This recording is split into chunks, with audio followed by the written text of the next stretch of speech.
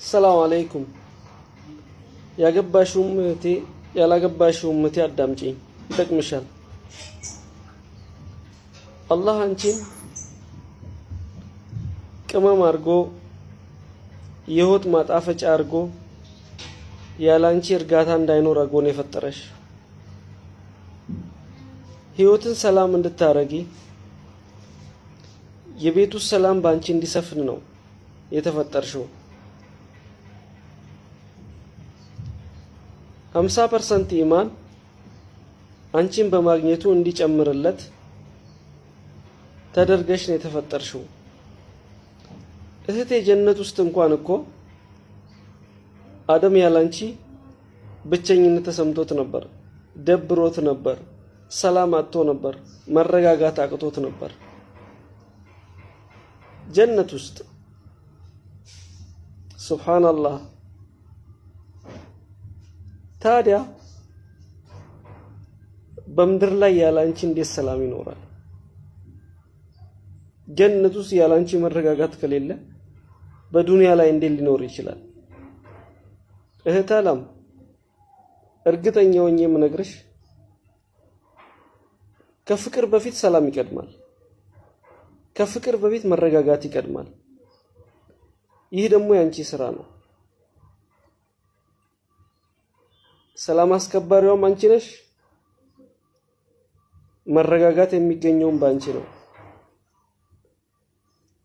ከፍቅር በፊት ሰላም ስለመቅደሙ አላህ ሲናገር ከፍቅር በፊት ያላንቺ መረጋጋት ከፍቅር በፊት መረጋጋት እንደሚቀድም ሲናገር ምን ያህል ታውቂያለሽ? ወሚን አያቲሂ አን ኸለቀ ለኩም አዝዋጀን ሊተስኩኑ ኢለይሃ። ከዛ ነው ወጀዐለ በይነኩማ መወደተ ወረህማ ያለው።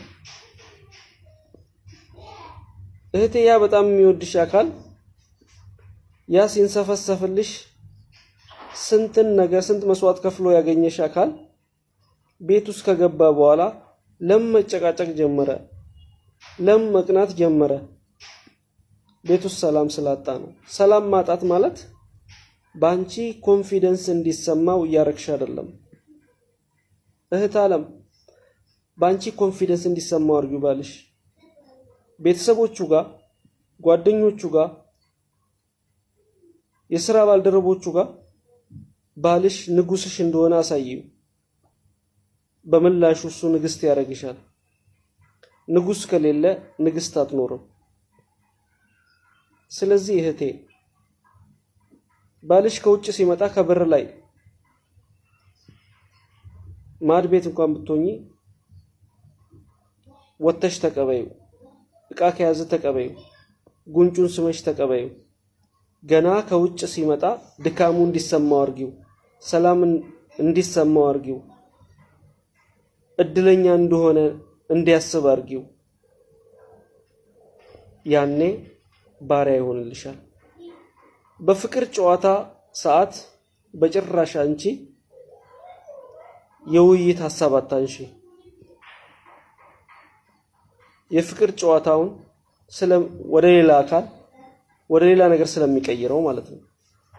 የፍቅር ጨዋታው ካከተመ በኋላ የፈለግሽውን ነገር ጠይቂ ታገኛለሽ። ያለ ውይይት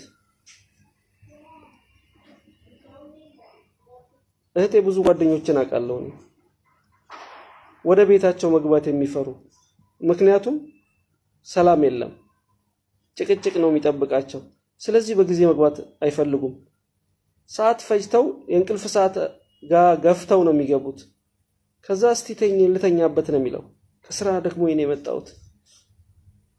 ስለዚህ ህይወትሽ ባንቺ እጅ ነው ያለው። አንቺ የህይወት ማጣፈጫ ቅመም ተደርገሽ ነው የተፈጠርሽው። እህቴ ቅመሙን አታባክኚው። አላህ ለዚህ ዓላማ ሲፈጥርሽ ከብልሃት ጋር ነው የፈጠረሽ። ብልሃትሽን ተጠቀሚ። ወንድ ልጅ ሞኝ ነው። እርግጠኛ ሆኜ የምነግርሽ ወንድ ልጅ ሞኝ ነው። ግን ያንቺ ብልሃት ይወስናል። ስለዚህ ብልሃትሽን ተጠቀሚ። ህይወትሽ ባንቺ እጅ ነው ያለው። ህይወትሽን ጣፋጭ አድርጊው። ሰላም አለይኩም።